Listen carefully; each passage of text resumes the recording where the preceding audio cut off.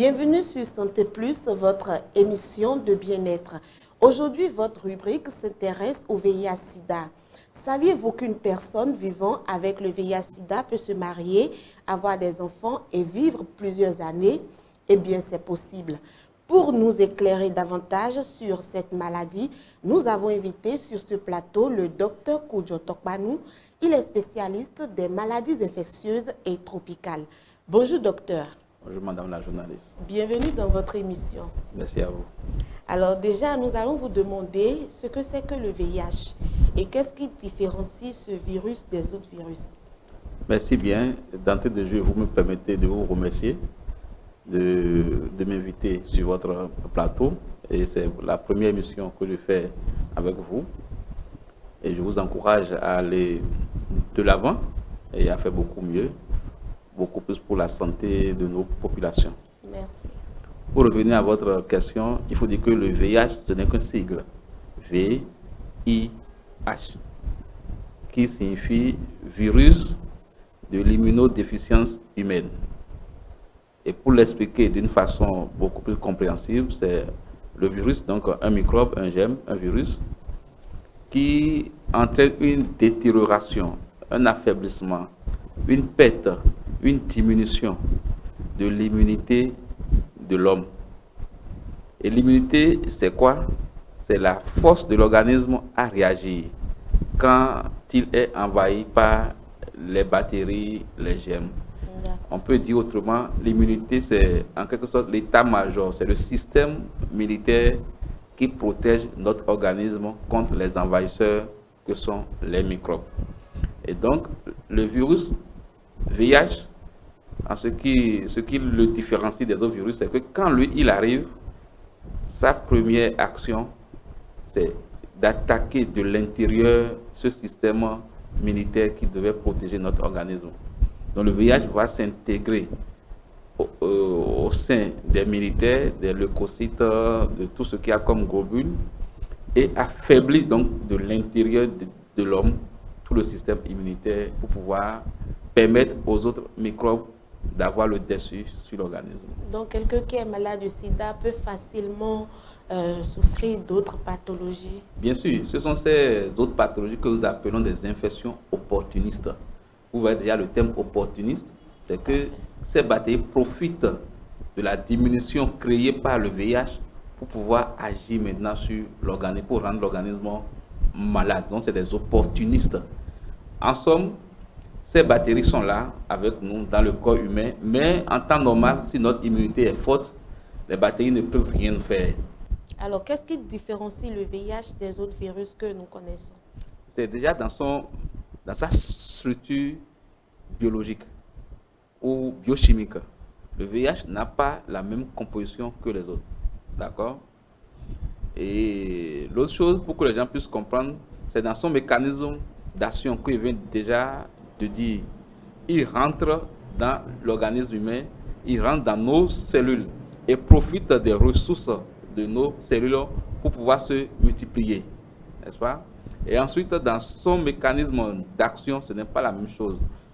Quand vous attrapez le VIH aujourd'hui, vous pouvez faire 10 ans avec le VIH sans qu'aucun signe de la maladie ne se manifeste, ce qui n'est pas le cas que les autres virus. On va y revenir. Voilà. J'ai cité globalement 3 grandes différences entre le VIH et les autres virus. D'accord.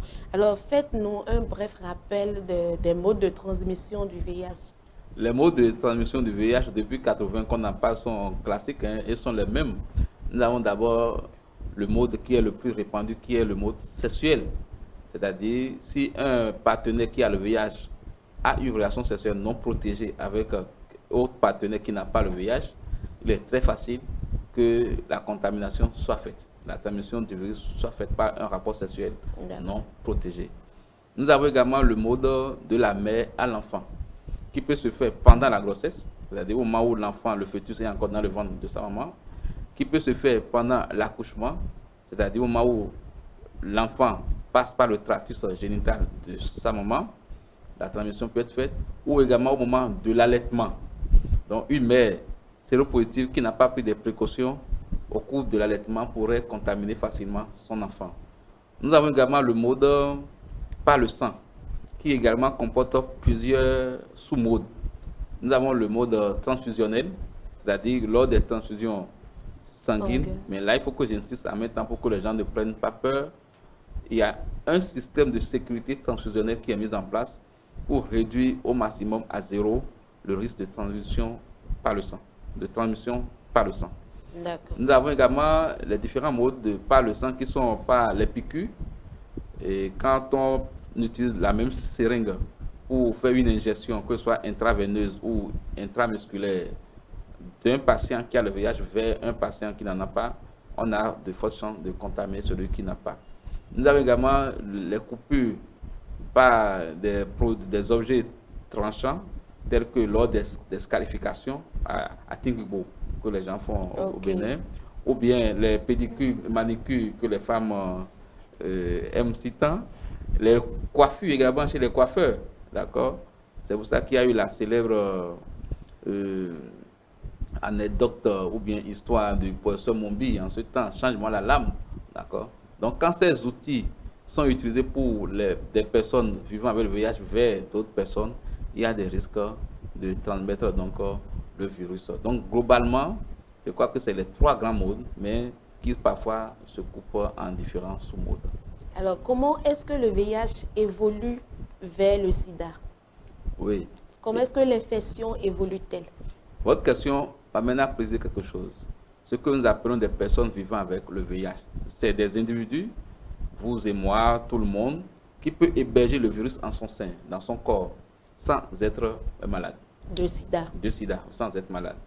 D'accord? Et dans ce cas, on dit personnes vivant avec le VIH. Comme nous hébergeons d'autres bactéries, on peut avoir des candidats albicans dans notre corps sans forcément être malade. On peut avoir la bactérie de la tuberculose dans notre corps sans forcément être malade. Ouais. Donc, ces cas existent et sont légion. C'est la plus grande majorité. Ensuite, la phase du sida survient selon l'organisme de chaque individu à des périodes qui ne sont pas les mêmes. Un individu peut être en contact avec le virus aujourd'hui et faire sa maladie à instant, dans 5 ans, par exemple. Comme un individu peut entrer en contact avec le virus et faire sa maladie donc, dans 10 ans après. Donc, ça sans avoir le sida. Sans arriver à l'étape du sida. Puisque le sida, c'est une étape de la maladie. Et le sida, même, c'est un sigle. C'est le syndrome d'immunodéficience acquise. Et quand vous parlez de syndrome, c'est qu'il y a plusieurs signes qui se mettent ensemble. Donc le sida n'est que la phase terminale, en quelque sorte, de la contamination, ou bien de la vie avec le virus VIH. Donc quelqu'un peut faire 10 ans avant de commencer par manifester les signes de la maladie.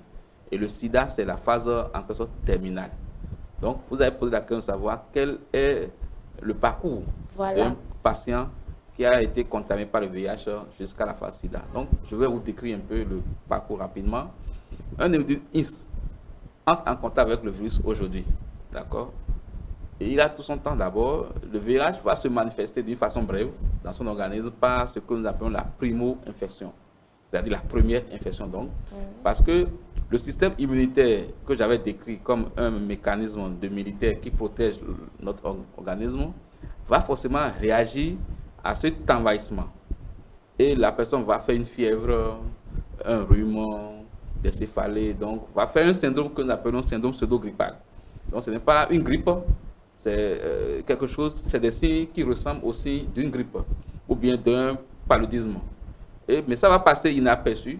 La personne va traiter sa fièvre avec du paracétamol ou bien dire bon, j'ai le paludisme, on va le traiter comme paludisme.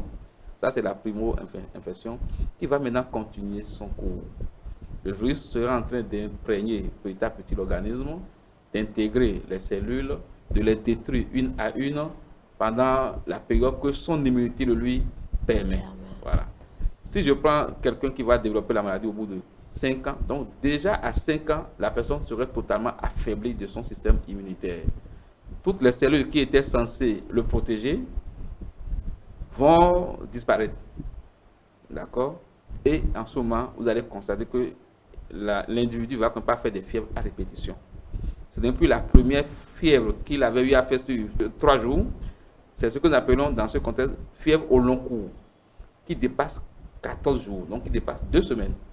Donc je suis médecin, je reçois un patient qui me dit ça fait 2 semaines que je fais la fièvre. Attention, ça doit attirer l'attention vers un VIH. Associé donc à cette fièvre, vous allez voir, il va dire je ne me sens pas bien, je vomis, je n'ai pas l'appétit, j'ai l'anorexie, je ne sais pas, j'ai des malaises tout le temps. Vous voyez, donc la maladie commence pas à arriver. Et au niveau cutané déjà, on peut commencer par avoir quelques lésions sur la peau, des lésions que nous appelons des dermatophysies, c'est-à-dire la peau qui va commencer par s'effriter, et on va avoir des taches sur le corps, des boutons vont commencer par apparaître, des boutons rebelles. Le monsieur est passé chez tel dermatologue, ça n'a pas marché, il est allé encore ailleurs, ça n'a pas marché. Donc, c'est des signes persistants et des signes récurrents aussi. Ça va partir aujourd'hui, revenir encore demain. Ouais, donc, ça ne commence pas à inquiéter. Et la toux peut s'en mêler également. Il ne commence pas à tousser, c'est une toux chronique.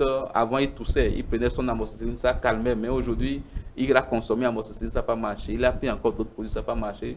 Donc, c'est une toux qui traîne, n'est-ce pas? Ça ne commence pas à attirer notre attention. Et après, si rien n'est fait, c'est un amaigrissement qui va commencer par se mêler à cela. La personne va perdre du poids. Ce n'est pas quelqu'un comme moi qui veut dépérir maintenant. Non, moi, il veut bien maigrir. Mais lui, non, il ne veut pas maigrir, mais il maigrit. Voilà, il fait tout pour garder la forme, il maigrit. Si rien n'est fait, nous évoluons progressivement comme ça avec la diarrhée. D'accord? C'est un monsieur qui va quand même pas faire une diarrhée. C'est pour ça également pas de diarrhée au long cours. La personne ne peut pas faire la diarrhée sur 2 semaines. Ouais, ça ne cesse pas. Il a pris Flagyl, il a pris ceci, il a pris ça. Il y a de quoi dépérir. Exactement, voilà. Il perd de l'eau, donc il ne commence pas à dépérir.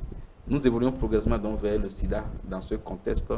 Vous allez voir au niveau de sa bouche, c'est des candidoses qui vont commencer par apparaître sur la langue, sur la face interne de la joue, au niveau des commissules labiales, c'est une épaisse qui est là, qui traîne.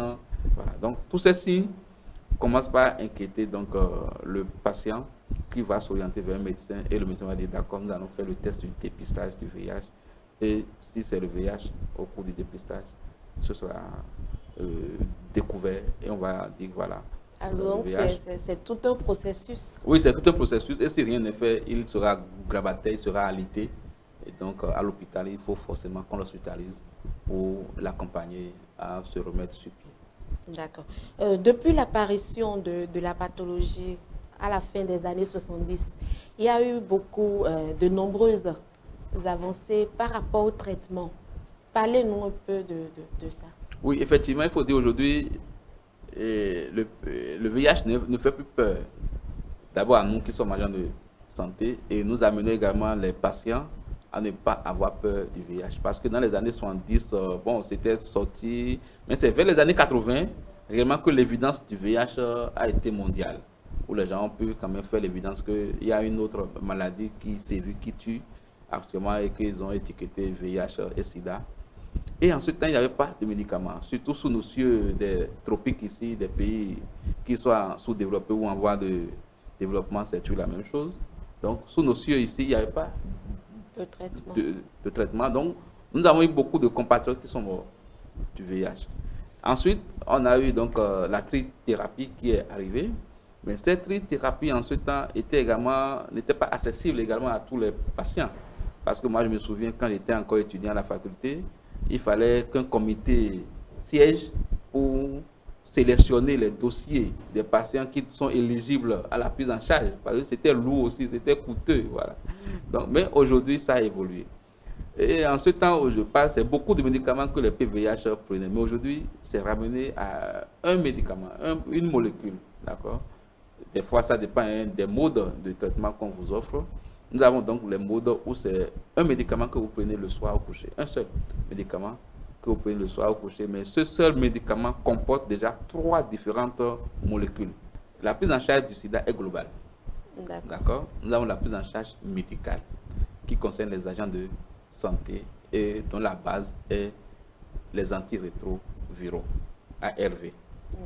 Nous avons la prise en charge psychologique ou psychosociale, où il faut écouter le patient, le suivre dans ses problèmes de vie, ses problèmes familiaux, professionnels, ses problèmes sociaux, comment il intègre sa société. Est-ce qu'il est victime de discrimination? Est-ce qu'il est victime de stigmatisation? Donc, la prise en charge psychologique va lui permettre de remonter son moral, de l'amener à avoir confiance en lui-même, d'accord? Et de l'accompagner dans ce processus de prise de médicaments. C'est une autre vie. Aller prendre un médicament tous les jours ou bien aller au rendez-vous tous les mois, ce n'est pas facile pour les individus. Ensuite, il y a la prise en charge juridique qui concerne tous les tests et lois qui régissent la vie des PVH. Et le Bénin aujourd'hui a cet arsenal juridique qui permet aussi bien de protéger les PVH, mais également de protéger la population d'une façon générale. Ce n'est pas parce que quelqu'un est VIH qu'il va se permettre de partager le virus comme il veut, n'est-ce pas? Et ce n'est pas parce que j'ai un frère ou un parent VIH que je vais me permettre également de parler, enfin de divulguer son statut. Voilà. Donc il y a la prise en charge juridique qui existe. Il y a également la prise en charge nutritionnelle. C'est-à-dire que celui qui est PVH, il faut qu'il mange. Peut-être que sa maladie a fait que son activité a été réduite. Ses capacités professionnelles se sont amenuisées. Donc, il faut une prise en charge nutritionnelle. Donc, voilà les grandes catégories de prise en charge qu'il y a. Maintenant, si nous revenons à la prise en charge médicale, qui consiste à donner des médicaments au PVH, il existe plusieurs types de médicaments. Nous avons ce que nous appelons des médicaments jusqu'à 3e ligne. Nous avons la 1re ligne, nous avons la 2e ligne, nous avons la 3e ligne. En quoi consistent ces lignes? Exactement. En quoi consistent ces différentes lignes? La 1re ligne, c'est ce qui est accessible à tout le monde. Et toutes ces lignes sont des médicaments composés de 3 au moins médicaments. On appelle ça trithérapie. Donc il y a 3 différents médicaments qu'on met ensemble. D'accord? Donc, la 1re ligne, c'est ce qui est accessible à tout le monde, à tous les PVH. D'accord? Et c'est gratuit? C'est gratuit, c'est gratuit. Mais aujourd'hui, il y a une combinaison que nous appelons le Ténolam, d'accord, qui comporte 2 médicaments. Et on lui ajoute un autre qu'on appelle, et l'ensemble fait Ténolam E. Si je prends cet exemple-là, que nous donnons aux patients les soirs au coucher. Un seul médicament, mais qui comporte 3 molécules. Produits, voilà, 3 molécules qu'on donne aux patients le soir au coucher. Et il ne prend que ce seul-là tous les soirs au coucher. Pendant combien de temps? Pendant toute la vie. Durant toute sa vie. Puisque aujourd'hui, votre question peut faire peur aux gens, mais attention, il y a d'autres pathologies pour lesquelles les patients prennent des médicaments à vie, tels que le diabète. Le diabète, c'est une prise en charge à vie. L'hypertension artérielle, c'est un traitement à vie. Ouais. Donc, ce n'est pas le VIH qui est venu mettre des traitements à vie. C'est pour ça qu'aujourd'hui, on dit que le VIH est devenu une maladie chronique, comme le diabète, l'hypertension artérielle ou pour toute autre chose, ouais, qui sont des traitements à vie. Voilà. Donc, ça ne doit plus faire peur aux gens. Donc, c'est à vie que vous prenez. Donc, ça, c'est la 1re ligne. Maintenant, il arrive que chez certains patients, soit parce qu'ils n'ont pas bien observé le traitement, soit pour d'autres raisons organiques, le virus ne répond plus à cette 1re ligne de traitement. Vous voyez, le virus, même quand on donne le médicament à la personne, le virus est toujours là. Et nous, quand on fait la charge virale, c'est un examen que nous faisons pour apprécier la prise en charge, le traitement. Quand on fait la charge virale, on voit que ça ne diminue pas. Mais si la personne était sensible à la 1re ligne, on peut arriver jusqu'à ne plus détecter de virus circulant dans son sang. D'accord. Maintenant, il arrive chez certains patients, malgré qu'on fait la charge virale, on voit que le virus circule toujours dans l'organisme. Donc, on peut, si on analyse, on voit tous les contours, on renforce l'observance du traitement chez le patient. Si on fait tout ça là, et que la charge virale est toujours élevée, on peut déclarer ce patient en échec de la 1re ligne. Donc, on va passer maintenant à la 2e ligne. Dans la 2e ligne, on peut maintenir certaines molécules de la 1re ligne, mais leur associer d'autres nouvelles molécules pour renforcer, pour booster donc, la 1re ligne. Donc là, nous sommes au niveau de la 2e ligne, n'est-ce pas? Il peut arriver également que chez ces patients qui sont en 2e ligne, certains manifestent également une résistance, que le virus soit encore plus résistant. Et là, on passe maintenant à la 3e ligne, qui est le bazooka, n'est-ce pas? Et là, c'est également pour soit le virus l'emporte, ce qui n'est pas souvent le cas, ou c'est la prise en charge qui l'emporte et les patients se portent davantage mieux. Voilà un peu les différentes lignes de prise en charge dont nous disposons au Bénin. Et nous avons des molécules pour occuper toutes ces 3 lignes. Alors, une personne qui est infectée, est-ce qu'elle peut mener une vie normale? Vous rencontrez beaucoup de gens dans la ville qui sont infectés par le VIH, mais vous ne savez pas, parce qu'ils mènent justement une vie normale. Une personne infectée peut avoir une vie normale. Dans ce studio, on peut avoir quelqu'un qui a le VIH sans que vous ne le sachiez. Voilà. Donc, il peut mener une vie normale. Il va au marché, il va à l'école, il va dans sa profession, il vit comme nous tous. Voilà. Il peut se marier, voilà. Il peut avoir des enfants. Il mène une vie normale, pourquoi pas. Quand il se marie oui. avec sa femme, comment est-ce que ça se passe pour ne pas d'abord infecter la femme et après les enfants? Oui, c'est une question très pertinente et préoccupante. Il faut dire une chose. Une personne vivant avec le VIH qui prend régulièrement son médicament et chez qui la charge virale est indétectable, c'est-à-dire qu'il n'y a plus de virus circulant dans son corps sur 6 mois, 1 an, de façon régulière, peut ne plus contaminer son conjoint ou sa conjointe. Sans protection. Sans protection. C'est pour ça que désormais, l'observance thérapeutique, la prise régulière et respectée du traitement est comptabilisée ou bien comptée désormais parmi les moyens de prévention de la transmission du VIH. Vous prenez régulièrement votre médicament, vous n'êtes plus un danger pour votre entourage, pour votre conjoint. Mais c'est risqué. Est-ce qu'il faut l'avis du médecin avant de... Bien sûr, il faut l'avis du médecin. C'est un accompagnement médical. Parce que le test qui permet de vous dire que vous avez une charge virale indétectable, c'est-à-dire il n'y a plus de virus circulant dans votre sang, c'est le médecin qui demande le test et le test est fait au laboratoire. Est-ce que c'est 100% efficace? 100% efficace. Moi, j'ai des malades qui, depuis 2003, par exemple, sont sous traitement ARV, mais qui aujourd'hui ont une vie de couple normale. J'en connais un, sa femme est encore enceinte maintenant. Vous voyez? Donc, c'est des cas qui existent. Et les PVH ont droit également à vivre heureux. Ils ont droit à vivre leur vie de couple s'ils se comprennent.